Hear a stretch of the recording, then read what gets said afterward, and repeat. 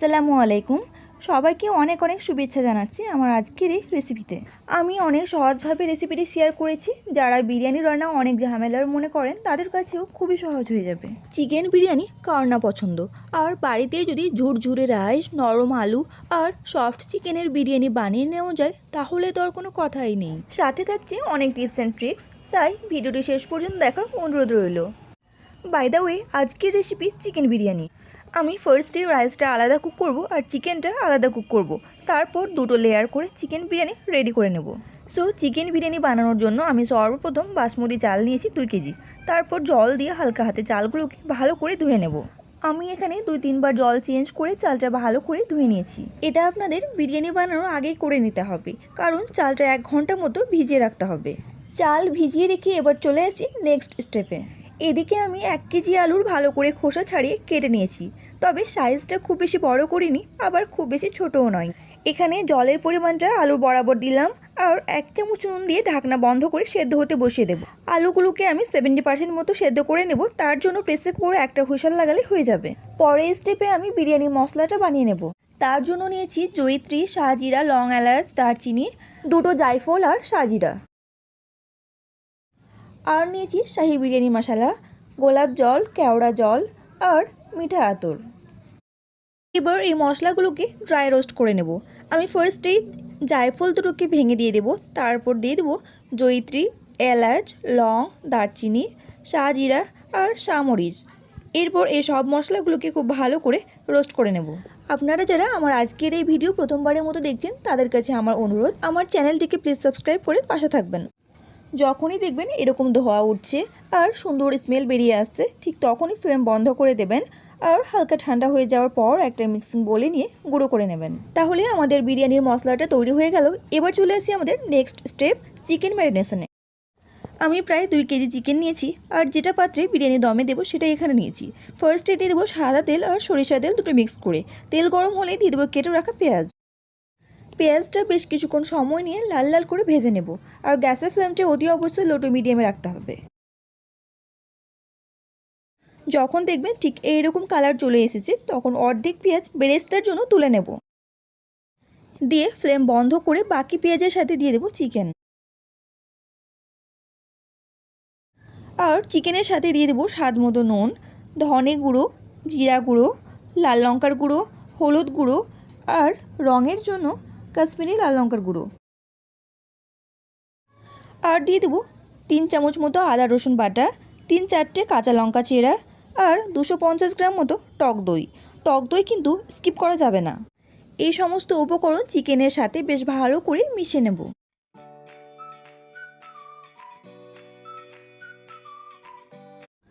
আর মেশানো হয়ে গেলে দিয়ে দিব আগে থেকে করে রাখা বিরিয়ানির মশলা 2 চামচ মতো, সাথে সামান্য পরিমাণে গরম মশলার গুঁড়ো আর 2 চামচ মতো গাওয়া ঘি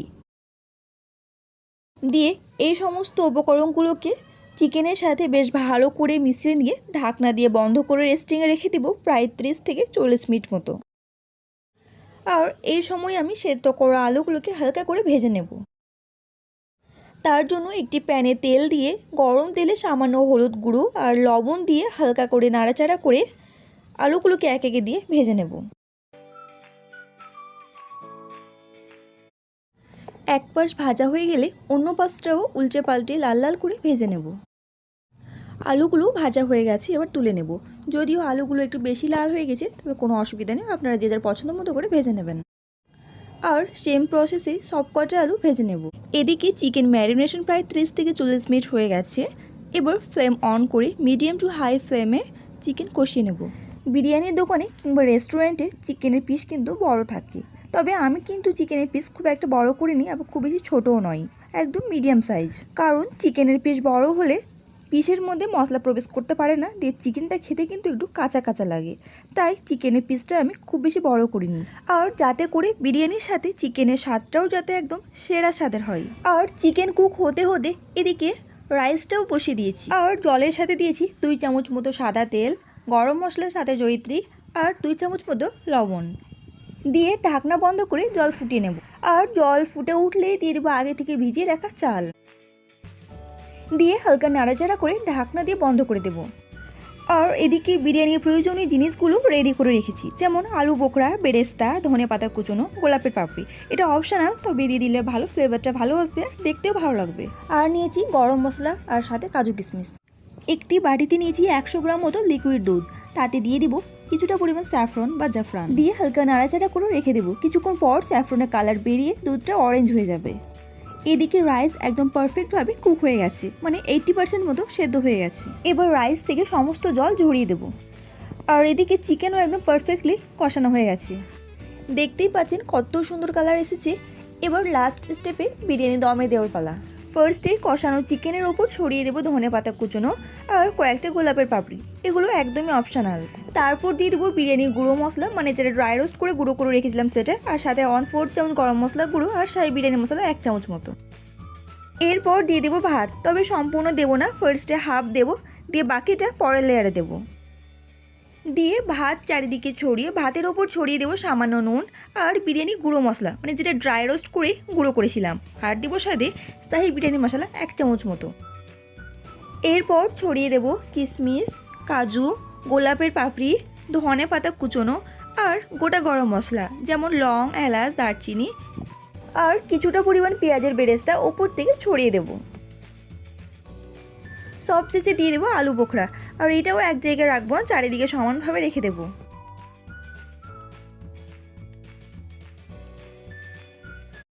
আর আলু চারিদিকে ছড়ানো হয়ে গেলে আমি আলুর উপর আবারও দিয়ে দেবো বিরিয়ানির গুঁড়ো মশলা আর শাহী বিরিয়ানি মশলা।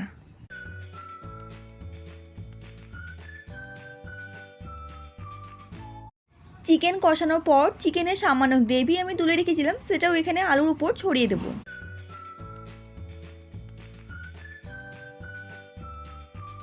এরপর দিয়ে দেবো বাকি ভাতের অর্ধেক অংশ, আর বাকিটা আবার পরের লেয়ারে দেবো। আমি প্রথম লেয়ারে ভাতের ওপর যে সমস্ত উপকরণ দিয়েছিলাম সেই সমস্ত উপকরণ আমি আবারও এখানে দিয়ে দেবো। বিরিয়ানি তো আর আমরা ডেইলি তৈরি করি না যে ভাত আর মাংস মিক্স করে বিরিয়ানির মশলা দিয়ে দমে বসিয়ে দেবো। মাসে 2 বার না হয় 1 বার করি, কোনোবার হয়তো 2-3 মাস পরও তৈরি করি। তাই যখনই বাড়িতে বিরিয়ানি তৈরি করি না কেন, একদম ভালো করে আর বেশি করে তৈরি করার চেষ্টা করি, যাতে করে বাড়ির সকলেই একদম মন ভরে বিরিয়ানি খেতে পারে। আর আমি আপনাদেরও সাজেস্ট করব আপনারা একবার হলেও এইভাবে বিরিয়ানি তৈরি করে দেখবেন, সত্যি কিন্তু খেতে অসাধারণ লাগবে।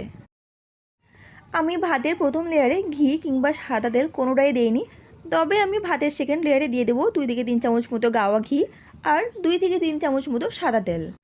সব শেষে আমি বাকি সম্পূর্ণ ভাতটা দিয়ে দেবো। আর ভাত চারিদিকে ছড়িয়ে ভাতের উপর ছড়িয়ে দেবো সামান্য নুন, আর ডেকোরেশনের জন্য কাঁচা লঙ্কা, গোলাপের পাপড়ি, ধনেপাতা কুচনো, কাজু, কিশমিশ, পেঁয়াজের বেরেস্তা, আর এর ওপর বিরিয়ানির গুঁড়ো মশলাগুলো ছড়িয়ে দেবো আর 2 চামচ মতো গাওয়া ঘি। সমস্ত মশলা দেওয়ার পর এখানে আর কয়েকটা উপকরণ অ্যাড করতে হবে, যেমন এখন দেবো স্যাফরনযুক্ত দুধ, এটাও ওপর থেকে ছড়িয়ে দেবো। তবে দেওয়ার পূর্বে দুধটা চামচ দিয়ে হালকাভাবে নাড়াচাড়া করে দেবেন। এই সময় অনেকে খাবার রং ব্যবহার করে, তবে খাবার রংটা অ্যাভয়েড করাই ভালো হবে। খাবার রঙের জায়গায় স্যাফরন দিলেও কালার চলে আসে, তবে একটু বেশি করে দিতে হবে।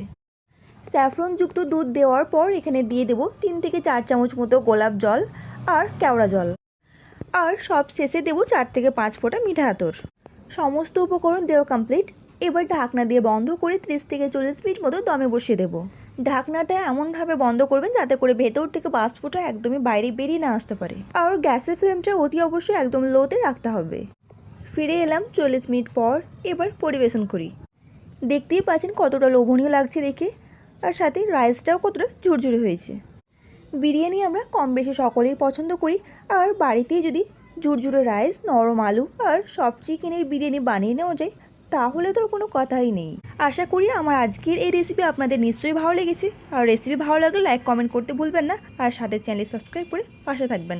আজকের ভিডিও এই পর্যন্ত, আবার দেখা হচ্ছে আর একটা নতুন ভিডিও নিয়ে পরের এপিসোডে। ভালো থাকবেন, সুস্থ থাকবেন।